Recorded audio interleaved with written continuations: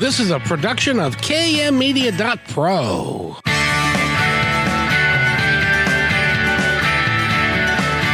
Welcome back to Positive Talk Radio. Our goal is simple: to explore evolving ideas one conversation at a time. So come on over into our world. I know you'll like it, because on today's show, I have got something very special for you. And I hope that you'll stay with us for the entire hour, because I'm going to talk to somebody who is really, really quite special and is doing something really unique. But before I go there, Eric, how are you? Good afternoon. Happy Friday, Kevin. I'm doing well. It is a nice Friday, and it's beautiful outside, and it's in the 70s, and summer's arrived, and it's going to be here all week, I hear. Hopefully a little more than a week. Maybe something like 3 months. If we're lucky. You optimist, you. I think we're going to end up, well, we'll see. We'll see how it goes. And I'm excited for today's show. You know why? I'm presuming it's because we've got a great guest. We do. And she's a dentist. She's got a practice where she takes care of 16 people who work for her. She's also an orthodontist. And she also she pioneered the use of digital orthodontics, and she's lectured all over the world in talking about that. But you know what? That's not why we're here. It's not. No. Okay. And we could spend a whole hour so talking about teeth for the whole hour? No, I could, because I got some teeth problems, but we're not going to talk about that. We're going to talk to, and I hope I don't mess up her name, Sonia Palleck, and she is an author, and this is her first podcast and radio show she has done in support of her upcoming book series, and I'm really pleased that she chose us to be here. Wonderful. So I want to introduce Sonia. Sonia, did I massacre your name too badly? No, Kevin McDonald. You did not. You did a wonderful job. Sonia Palleck. Sonia Palleck. It's good. You were great. Sonia Palleck. And by the way, you've been in dentistry since '93, and you've got a great big budding practice in Ontario, Canada. Is that right? Woodstock, Ontario. Yeah. Shout out to the friendly city and all of my lovely team and my new associate. I'm sure they're all watching and cheering me on. I hope so. And if they have any questions, they can certainly chime in and talk to us if they want to, or they can go to the comment section.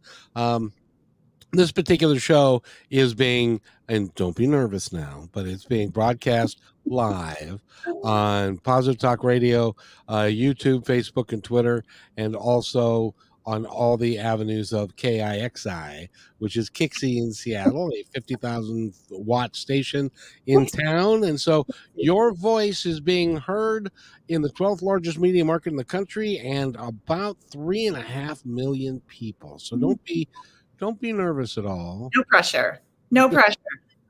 No pressure at all. And I got to tell you, in all seriousness, the reason that I wanted to have you on, and why you're going to be on several times in the course of the summer and into the fall, is because you've written something that is near and dear to your heart, and there's a story behind that. And I would really love for you to tell our audience a story. Not only, by the way, are you the author of the book, but you wrote there, you did the cover, and you edited it, and it's all self-published, and you thought it was going to be maybe one book, and it turned into 4, and there's a reason for all that. And could you kind of explain how that all happened? Sure. Yes, I can. Thank you, first of all, for inviting me here, and to all of the listeners, viewers, who want to share this hour with us. And because I deeply believe in this experience that I've had. I was lying in bed. It was just before COVID, actually, around 4 a.m. So my alarm goes off at 5 every day, and I've been in dentistry for 30 years. I've run an ortho practice for 24. And I was lying there just thinking, I have another hour to lay here. And a man's voice outside of my consciousness said very clearly into this ear, it's time to write. And I jumped out of bed and I searched around because I thought there was a man in my house. That would be a little disconcerting. It was freaky. And I did text my therapist. I think I have schizophrenia. Like, I just heard a voice outside my head. And she said, "What did they say?" And I said, "They said it's time to write." And she said to go write. So I went to the shelf, I got a journal, and I had never contemplated at that time, like writing a book or had any idea about a book in my mind.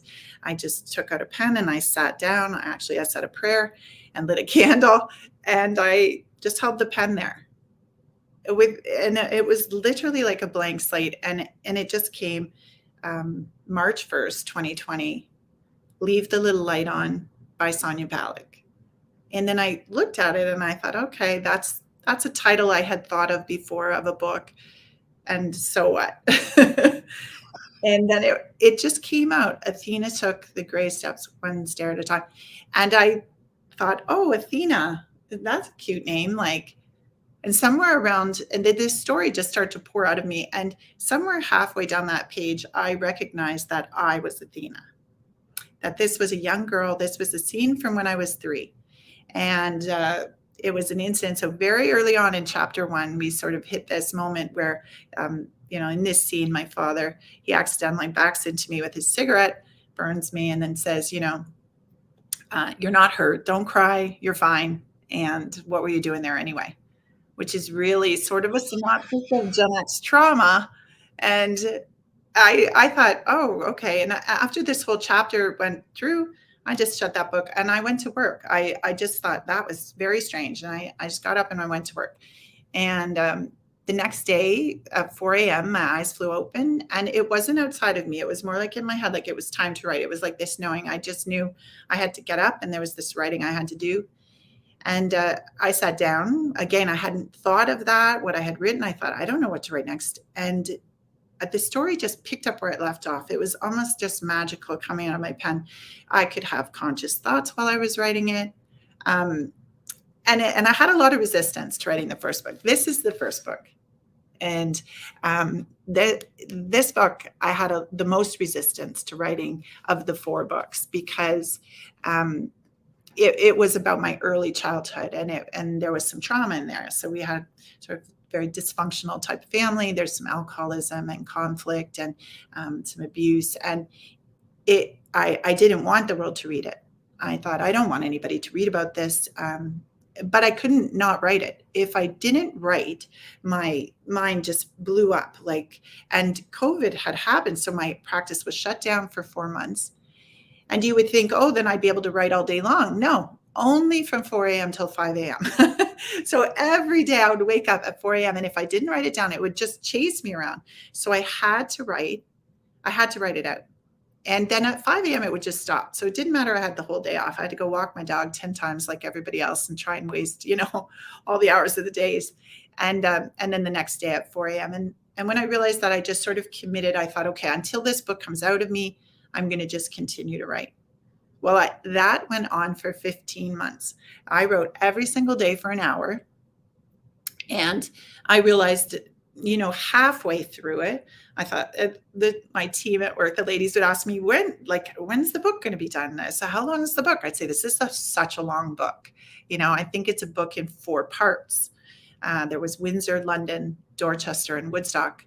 But then I realized when I was dictating them into the computer after that had finished, that they were actually 4 full books. And the process of doing it, when I was sitting in it and halfway through it, I knew that there was a greater message and a purpose, that I had been called to do something that I really had trained my whole life to do, to be disciplined, to do something every day, to be able to sit down, to receive that message and let it flow through me. After all of the healing that I had done personally, and I had asked, for a method, a way to share sort of this enlightened journey that I'd been on with people. How could I show people this? How could I share this with as many people as I could so that they could come with me on this journey?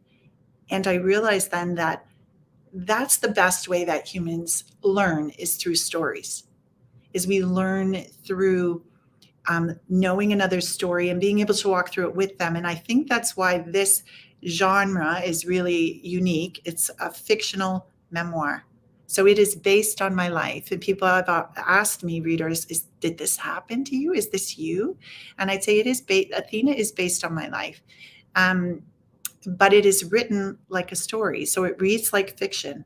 And I believe that that's the best way to tell a story, because if I tell you it's me and it's I, you can't embody that. But in a character setting with a God narrative, in a book, in a fiction book, we can embody the character.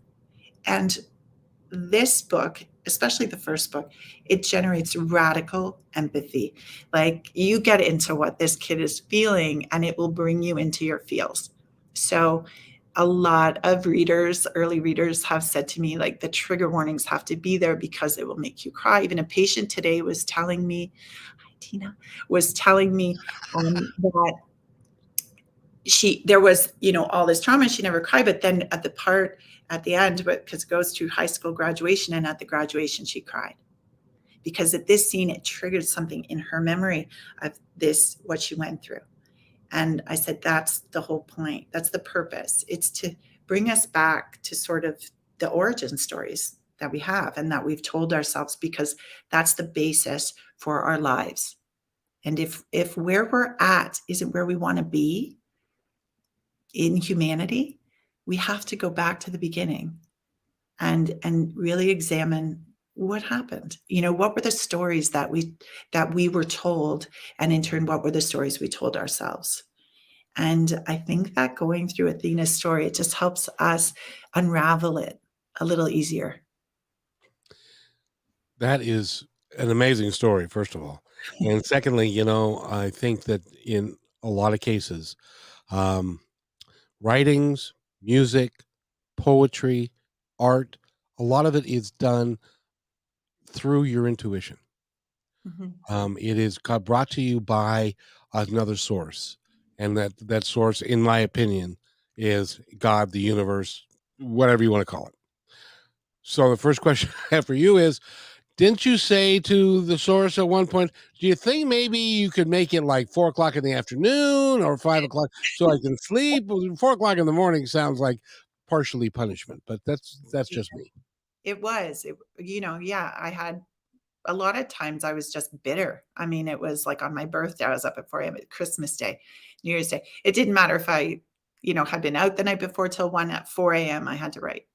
And it was exhausting. And I was,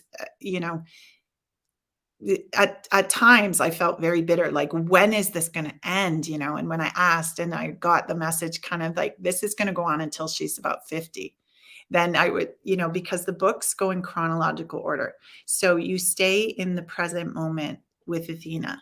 So they don't jump around. It's not like we go flash forward and then flash back. It's simply, we meet this child and we just walk with her in her journey all the way through.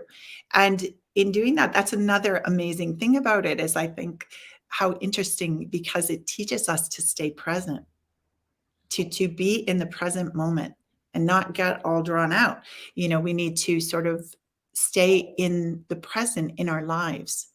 And what we do is we live in the past and then we jump to the future, and there's anxiety and worry and there's depression and, distraction. So it's this, all of it. And instead of embodying, our physical being and being aware of all what's around us, just that it's magical. And, there needs to be less fear and more fun in the world. So I think that the timing and the whole, the process of writing it was very cathartic, to write these memories, these things out of me. I felt like very light after. And one of my friends said to me, my Muskoka crew, as a shout out, they asked me, how, you don't need to say it's based on your life. Just say it's not you. It's just a story. Why do you have to say it's you? Leave that out. And I said, it's important that I say it's me. I think and I said, well, why wouldn't I? And she says, because it's shameful. And she'd read all four. Your life is shameful. in ways, yes. And I'd say, oh, but I'm not ashamed of my life. And I think it takes someone to stand up and say, we can't be ashamed of our lives, because we all make mistakes, and we never go into things thinking this is going to not work out. This is going to hurt people. This is going to be a terrible choice I'm making right now. No one's thinking that in the moment. Of course, we're going into it basing our decisions on what we know and what's come before that. And we take the next step. And that next step might not lead where we think it, for the reasons that we've been misguided or we've been misled by things. And our reasoning is not, proper. And I think that I'm none of those people anymore. I'm not that small child. I'm not that young girl or young woman. I'm me now. And this sort of flies in the face of cancel culture, because every step was necessary in order to bring me to sit here and be this. And I feel I am peace now. But I can look at my past selves and I know it's not going to work out. I'm like, oh, don't do that, but I didn't know that then. And so I think that that's important for people to understand, that that's okay. We can admit all. And lose that cloak of shame. That's self-imposed. I don't carry that at all. I'm not about it. I want people to live free and liberate their soul from that kind of stuff. What's interesting about that, and that's really, really cool, is that as people are reading and they're picking up on what happens in your life in chronological order, they can see when you get to book 3 and book 4, you can see how the experiences in book 1 and book 2 affected what was happening in book 3 and 4, and which is that's how our lives work. Our lives work one moment at a time, one mistake at a time, one Yes. experience at a time, and we become a combination of all of those things over time, and that's what makes us who we are today. Do you agree with that? 100%. 100%. That's the way it goes. And for most of us, there's this element of distraction, going on, especially in our society, in North American culture, especially with phones. The evolution of phones is this distraction of your mind outside of yourself and to draw your attention away. So the downtime, the ability to sit in silence, to actually listen to your inner guidance, to connect with your inner wisdom, and to know yourself, and to really know, why did I do this? What is actually happening inside of me that made me go this way, or that why things turned out this way. So Athena is a very reflective character. She sits and ponders life, like it, and sits alone a lot in her thoughts. And I think that everybody has a preponderance to do this, but some more than others. And some people just are, but there's a period in Athena's life where she's very busy and just always wanting to be busy, because she's staying a step ahead of that voice that's gaining momentum. That little light, it needs to be heard, that little voice. It gets louder as we get older. And as we pile up on top of, those experiences and push things down and say, well, this gets murkier and deeper until it's right here, until you can't breathe, until your head is just above the surface, until you're underwater and you're drowning. And at what point, when we're faced with all these mental health issues, do we say, just sit, just sit for a second, right? I heard there was a little video I saw of Jim Carrey who was saying depressed means deep rest. Yeah. He had said that, and I thought, that's what it is. I mean, and whether you're forced there because your life, the wheels fall off and you have to, because everything's just burning down around you, you just have to sit for a minute to catch your breath. Like it explodes and it's just like, there's this, or it's just, grinding to a halt. However you're coming about it, it's like, this is the grip that life puts on you. When we're young, we can outrun it. There's the well is deep, like filled with space for us to pile the stuff on. And this is what is terrifying about this journey. But also what I believe more than anything else is that my generation X, is a generation of light beings. It is a generation of hopeful, beautiful spirits that have been trained from the beginning to go on this terrifying journey. The most scary thing to do is to go inside yourself and mine out, hey, what happened? Get down to the bottom of it until you get to the peace and the light that lives inside of each one of us. We are one love, and to find it and to experience it and then walk in this physical form as light and love is absolutely astonishing and miraculous. And I think that as a generation, we're equipped better than any other generation ever has been to do it, because we raised ourselves. We lived solo. We thought it through. We were our own therapists. We made up our own minds. We went at it. We were not filled with self-pity or, we're doers. And we can do this hard work, and we don't need supervision. We're self-starters. We're self-reliant.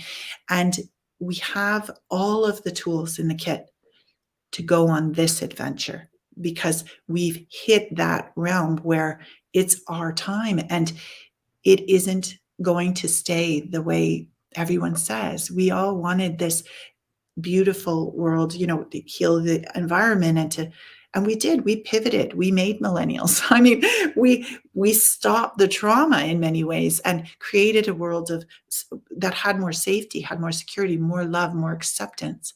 But we've never had the opportunity to now go back. And so there cannot be cancel culture. We can't be at the top of the well and pull the rope up. We've got to leave that there. Every book, every song, every poem, every way that anybody ever connected to another human soul, we have to leave all of the clues for every one of us. No one can get left behind. They have to have the opportunity to feel that and to raise themselves out of it and bring up their awareness to what they actually are. And that is my hope, is that in this story, that people find those clues, people find those ways to unlock things that they locked up a long time ago, and to get to the bottom of it. Now, do you see, ladies and gentlemen, why I had to have Sonia on the show? She is an extraordinary human being. And as I was listening to your story, it reminded me of a story from another guy that happened 20 years ago, 25 years ago. And he was having a horrible, horrible time in his life. He was like on his third marriage. He'd been homeless. He lost his job again. And he sat down with a pad and paper, and he said angrily, he was writing an angry letter to God. And basically he said, what does it take to make this life work? And he got an answer. And the answer was, do you want an answer to that question, or are you just venting? That became Conversations with God, book 1, led to book 2, book 3.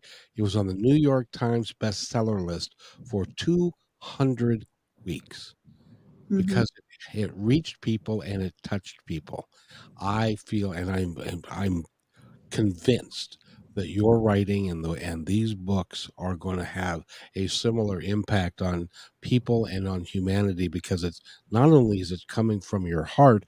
You told me, and we can talk about this also, but you told me prior to the interview, or the last time we talked, that part of it you had to go reread it to remember what it is you actually wrote. Yeah, I couldn't remember. So I had to reread them. I know Neil Donald Walsh's work. It's interesting, is at my graduation from orthodontics, that was almost 25 years ago, is my instructor, Dr. Hill, gifted me Conversations with God. And he said to me, I wouldn't give a religious connotation to anyone at school, any one of my residents. He said, but for some reason, he said, with you, this book suits you, and I would like to give this to you. And that got me reading his work. Actually, I went on to read those 4 books, which really touched me. But back then I wasn't into, I was not a healed person. And I think but again, it's sort of like, these are all seeds that are planted. If you remove anything that humanity has contributed to the collective, you're removing the ability of what can touch a soul to help them heal and find their way to their true self and to what we are. And we are love. We are one love. And to find your way there and to feel this euphoria, like it is a release of all of the fear and the anxiety. And so it's like when I went through it, and yes, when I had to edit it, I mean, I thought, okay, now I typed it all out. It took 9 months to type out. Now what? Now I have to edit it. And then it's like, I couldn't remember even the whole stories, because once it was out of me, I sort of didn't carry them around with me anymore. And then I was like, how did it even get written? I would be in the third book and there'd be a callback to the first book. And I think this is genius. And my friend told me genius isn't something that I personally have. It's my ability to connect to source, to channel those books and to connect to that wisdom. And I feel very fortunate to have done it. And I then just became obsessed with the idea that first was how to tell people what it is that I know. And then in this story, now how to share that story with people. So yes, nobody's interested in publishing an orthodontist book that's not about teeth. I went to agents, they're like, well, what is it about? Is it about teeth? And I said, no, it's about a girl. And they're like, fiction? And I said, sort of. And they're like, that doesn't even make sense. And they're like, no, absolutely not. What have you written? And I said, well, nothing. And they said, well, if you've been published or had a writing degree, there's self-publishing, and self-publishing is a whole nother world, a whole nother, thing to take on of doing it. And I had these visions for the covers. And as I tried to describe to people, okay, this is what it's got to look like, and this is what it's got to have on it, I couldn't get anybody to kind of see the vision. So I had to paint it. So it was like these. I painted this picture. And, it's a beautiful picture, by the way. And then this is book 2, which I know people are really excited to see, but you can see it's got the study carrel, and in the background is sort of the backdrop of Western, which is where I went to school. But Sonia, I'll tell you real quick, I've got to take a break. Okay. And when we come back from this break, though, I want to lay out for people, because these works are coming this summer and fall, and I will lay out for when they're going to be published and how they can reach them, how they can reach you. If your story touches them in a unique way, I know that you would be kind enough to talk to them. Absolutely. So if you will wait right there, and we were going to take a break. You're listening to Positive Talk Radio on KIXI. Hey, PTR loyal listener. First, thanks for being in my dream. And second, I have a new concept in business to share with you. It's called socialpreneurship. So, what's that? Well, it's the idea that any company designates all profits, beyond expenses, to be awarded to a local or international charity or project which is working to achieve good in the world. KM Media is such a company. We believe that it's important for us to give back whenever possible and to make great things happen. So I hope you'll join us in creating this new business model that will positively impact all of us. In the next few weeks, we will lay out the plan and begin our fundraising efforts. So stay tuned for more details right here on Positive Talk Radio.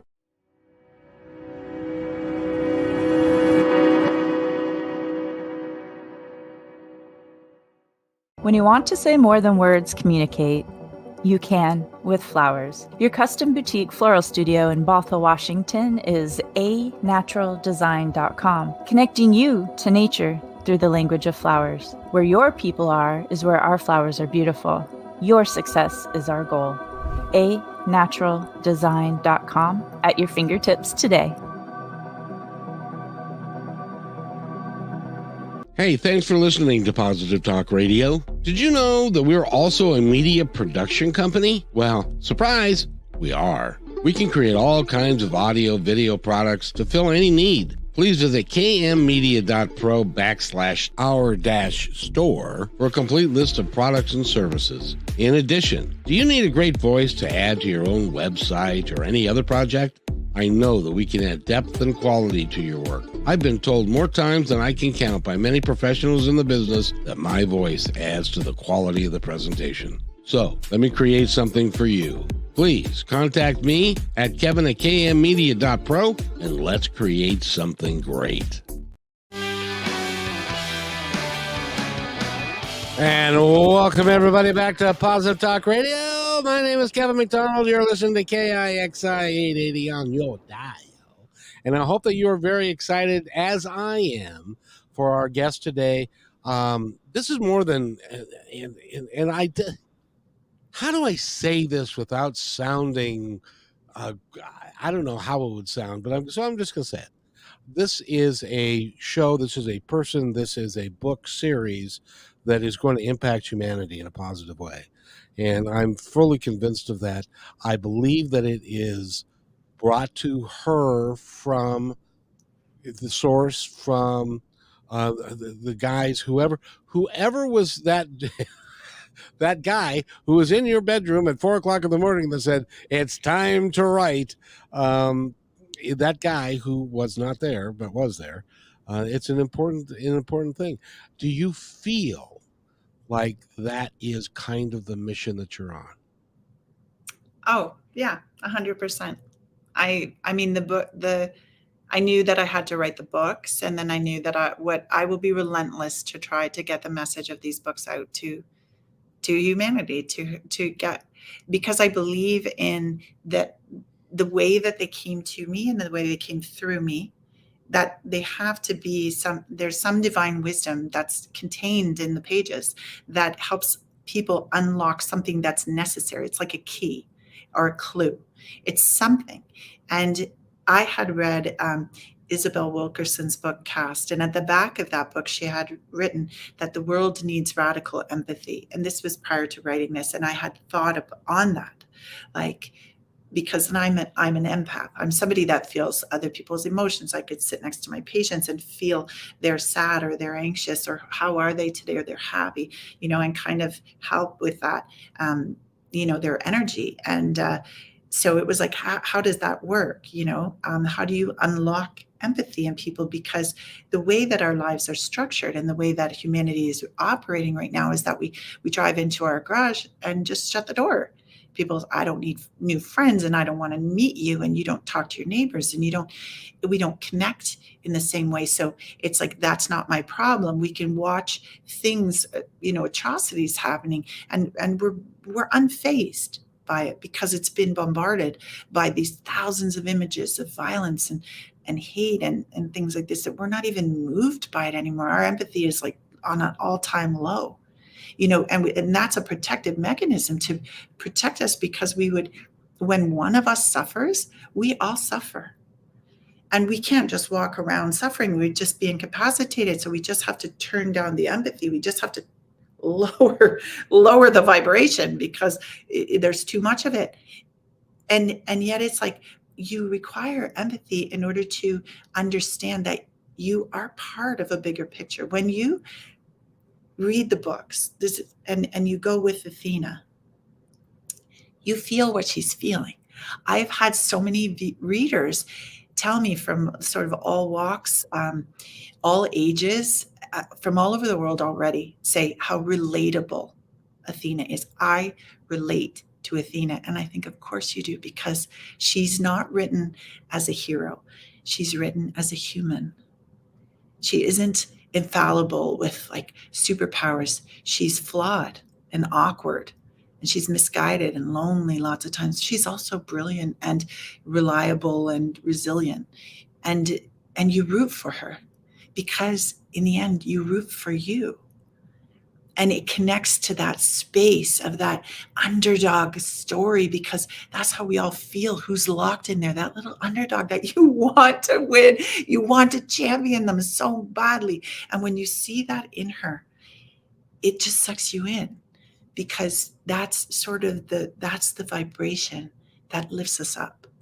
That, because you don't have to work on healing the world and loving everyone. By loving yourself and healing yourself, you heal the world. You heal everyone by doing that for yourself. Just you alone. And that is the key. Well, at the end of the day, You are very talented, by the way, because at the end of the day, all you can do is heal yourself. Right. And if you heal yourself, it has a residual income or impact on a lot of people that surround you, your family, your friends, your coworkers. They can see a difference in you, your vibration, if it's raising up and you're taking them with you. It can be it's a powerful experience. And Yeah. that's it's interesting. And somebody's going to say, all right, dude. All right, so God chose Sonia, the dentist, to be the messenger of God. You need to explain that to me. I just think that I don't think of myself like a messenger of God. I think of myself as a an open-hearted human. An instrument of God, maybe? I don't even I like so this is my feeling on God because so many people have had bad experiences with religion that God is a trigger word for some people. Other people, it's got to be God. True. I believe in all. I believe in one love. I believe in all of it, all humanity, all ways, all divine beings, all higher purposes. Because I believe that the basis of all religion, not in the ways that it's been taught or manipulated, but in the you know the basics, that we are one, that we shouldn't harm each other, that we should love and respect each other. Those are things that it's hard to argue. Why isn't it like that? We don't live by those rules. It's just they're good ways to be. But I think I am a spiritual person, and I think I'm a loving soul, and I think that I am also one who, like Athena, had a connection to source very early. As a child, when I would experience trauma, and you'll read this, is Athena goes inside herself and to the stars. Is she's able to sort of spiritually take her awareness away from where there's some pain to a place where there is peace. And that is sort of this connection. And I think that I've always carried that with me, and is sort of the gift that I was given. And That's I would just say that it doesn't need a definition. It just is what it is. and it really is cool. Now let's talk about the books. Leave the little light on, which, by the way, the little light is the light inside of you. That you have the opportunity and the ability to shine it or to hide it. I suggest that you shine it, but that's just me. The books are coming out. Book one is out now. Is that right? Yes, book one is out. It's on Amazon, available on Amazon. Hopefully, I have a book signing tomorrow at Indigo, so it's just starting to hopefully be picked up in the bookstore. And book two will be out next month, and three will be out probably by September. All four will be out before the end of the year, and I'm hoping November for book four. But possibly sooner. I'm getting better at getting them out. The process is long, but I recorded the three audiobooks for the first three books. The first audiobook will be released soon. And so it will be out in all formats, ebook and audiobook and hard and soft cover. The second book, I just did the re-records. So it's so much like involvement and time commitment. So I'm still working my day job and then doing this. But Well, that's why I know. I have energy for it, because I believe in it so deeply. Oh, exactly. Well, and you're passionate about it, as well you should be. I've done audiobooks, and audiobooks are time consuming, and they can be difficult to do. But congratulations on you're doing it all, and you're doing it with such passion and with such desire to get the word. And it's not for your name's on the title, but it's all the way at the very bottom, and it's not about you. I get the feeling it's about the message that you can bring to people, that yes, indeed, we are all one. If we could just So I got to ask you, if we could just convince everyone that regardless of what you look like, who you love, where you live, if we could convince everybody that we came from the same place and we're all one, I think we could change the world. Yes. And I think that coming at it from the perspective that we convince others is where we run into the issue. It's not about convincing others that it's like this, is that what did I have to go through to convince myself that I Oh, was good point. loved? I didn't walk like this. Prior to being like this, I wasn't loving to myself simply because the way that I was raised wasn't a good example of love. And I was raised in a society, and this is book one, it is set in the 70s and 80s. It is true to the time frame. It is a toxic time, and it's like not there isn't balancing counterpoints. And I get reviewers say this to me. It's shocking almost because, without that, you're validating people's opinions and their biases and their racism and their sexism and their classism. And I say, because it in those times, it wasn't simply the marginalized and the minority who suffered from all of those things. It was the majority. Everyone suffers when someone suffers. And the story that you create and concoct of what is it that's making you feel so afraid and anxious and guilty and shameful is a combination of all of these things.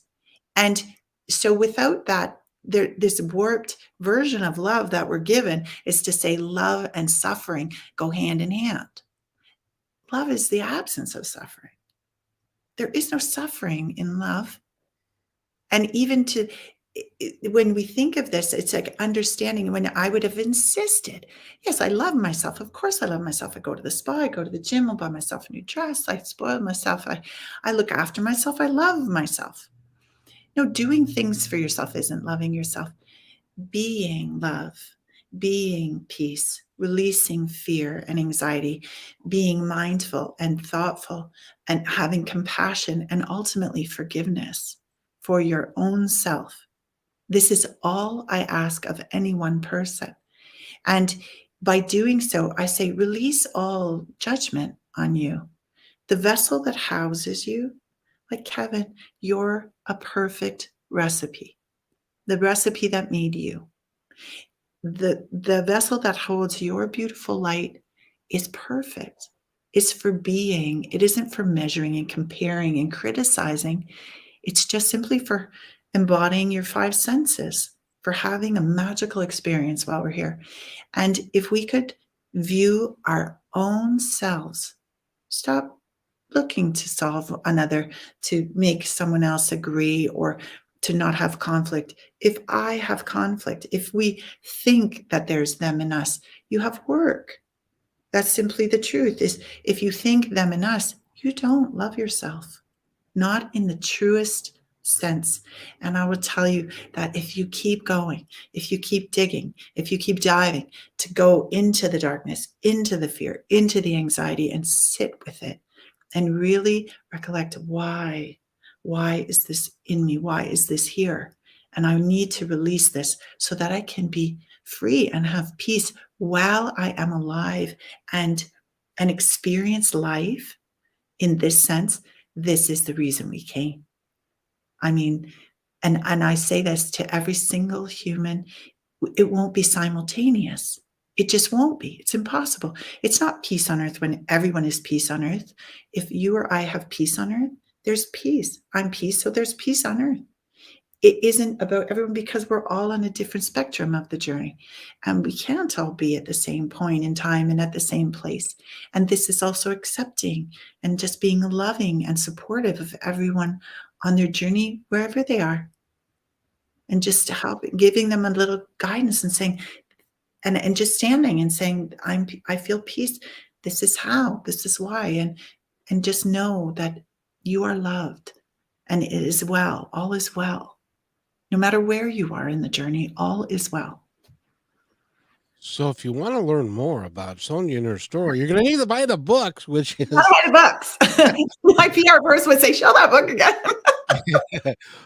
Leave the Little Light On. There are 4 books. They were written in at the same time, and then they were divided into 4. They're going to be released in the summer, fall, before Christmas.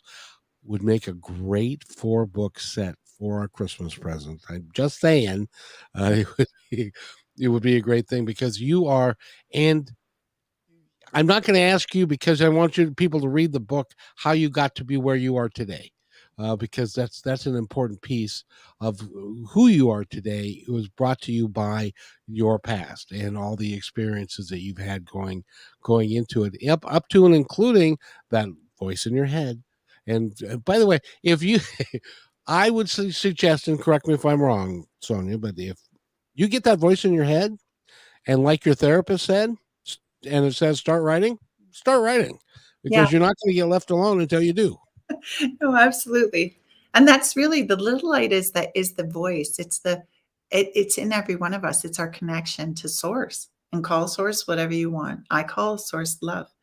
And I think love speaks to you, and because ultimately you are love. And so when it's all falling apart, when there is no one else, when you feel completely alone and destitute, there is a little voice, no matter how much your mind can rail against you, what's wrong with you, why no one wants you, why you deserve this, and it's punishing you and chastising you. Your voice, your little light will tell you no.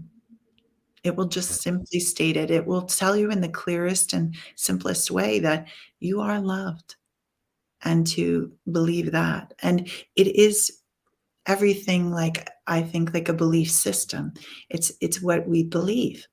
And when you see what Athena believes and how that goes for her, you question, what do I believe? Because the way, if I harken back to that first chapter and that Gen X trauma, it's that is a form of brainwashing. That's how brainwashing works. It's like the uncertainty and taking away power so that the person cannot question the authority. And we lose our voice. Our feelings are invalidated. We look for someone to validate us, like externally. So hence the princess tale is born, and it explodes for us because we need to be good, and we need to be seen, and we need to be loved, and we need to be saved. And that's all nonsense. No one needs to Indeed. be saved. You don't need saving. You are intact. You can't be damaged or broken. You cannot be. You simply can't. Not the truth of who you are. The base of you will go on. And that is, how Athena comes to that point. Yeah, don't want a spoiler alert, so I'm not going to say it, but No, it's no. just know that it's maybe not what you expect. And so I tell my readers, trust, because there is this trepidation, this nervousness. When people read the first book, they need the second because they need to know, what happens? How does this go? Because there's so much invested in that character. I'm glad that you are not making people wait 2 years between books. No. So they're going to all be out by November, December timeframe, Yeah. and so they become a great deal. I need to talk to this gal on the phone with Brittany. Is it all right if we? I hate to interrupt our conversation, but she's got an important message about summer and kids and stuff. Brittany, welcome. Hi, Kevin. Thanks so much for having me on, and I won't take up too much of your time today. Well, I want you to meet Sonia, and she Sonia. is an extraordinary human being. Hi, Sonia. It's wonderful. Thank you so much for letting me take a minute of your time. Absolutely. So we've got a thing that we're doing this summer. It's summer camps for kids, and she's doing 18 different weekends, and you can buy one weekend, you can buy them all. They're for 3 to 13-year-olds. And tell us more about that, please. Yeah. So it's exactly like you said. We're doing every weekend in July and August, and that's 18 different days, and that's 18 different subjects too.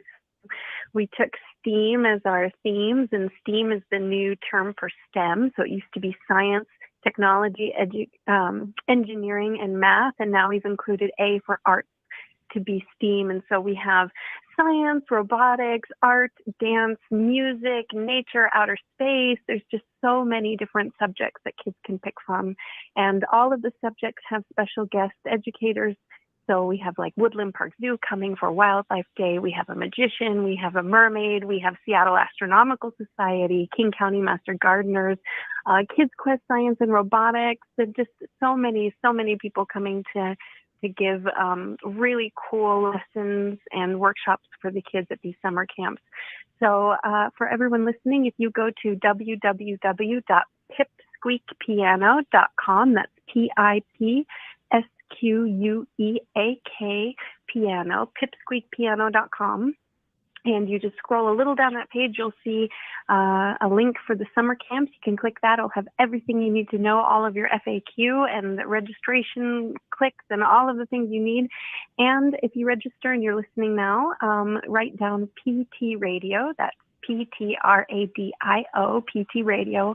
And if you type that in all caps at your checkout. In fact, I don't even know if it needs to be in all caps. So you just type that in any way at your checkout. You'll get 20% off of all of the camps that you choose. And just like Kevin said, you don't have to choose them all. You can pick and choose any ones that work for you for kids aged 3 through 13. So come check it out.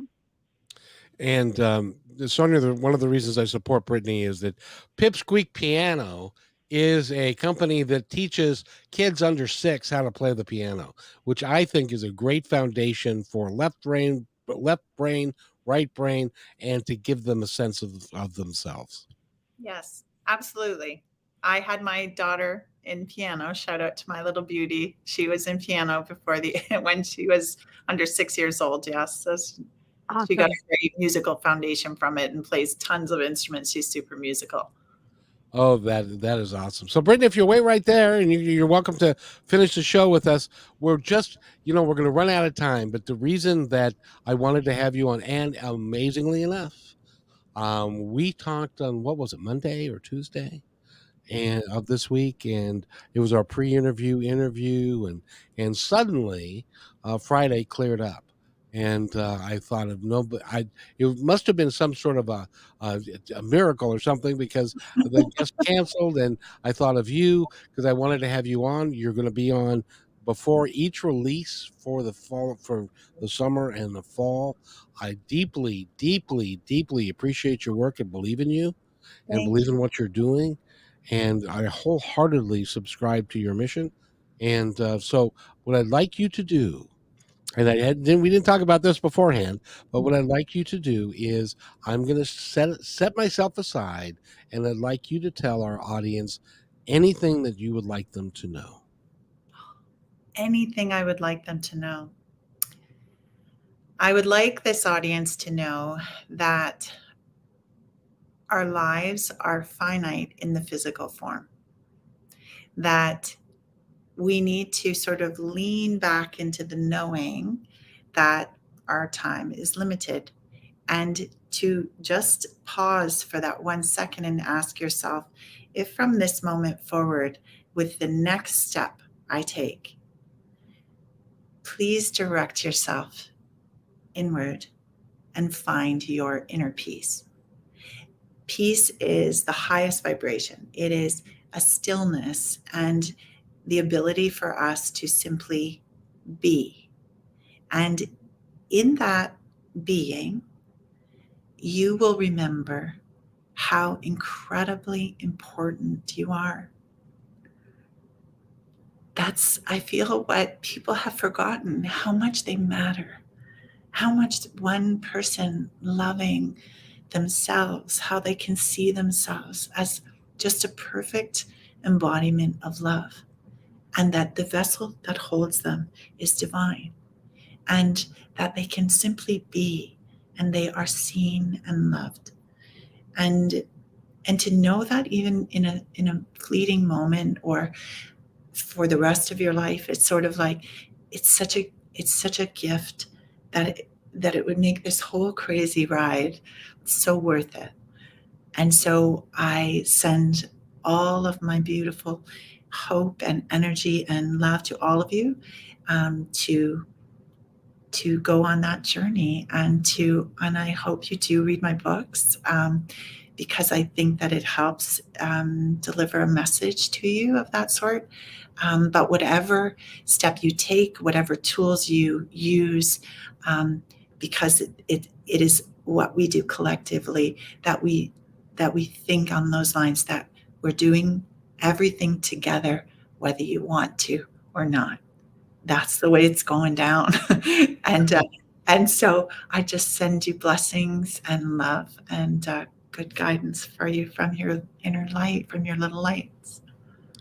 Our guest has been Sonia Palleck. Go to her website, which is soniapalleck.com, and leave the little light on. Book 1 is out now. Book 2 is out in August. And I thank you very much for being here. And by the way, everybody, be kind to one another, because each other's all we've got. We'll see you next time on Positive Talk Radio.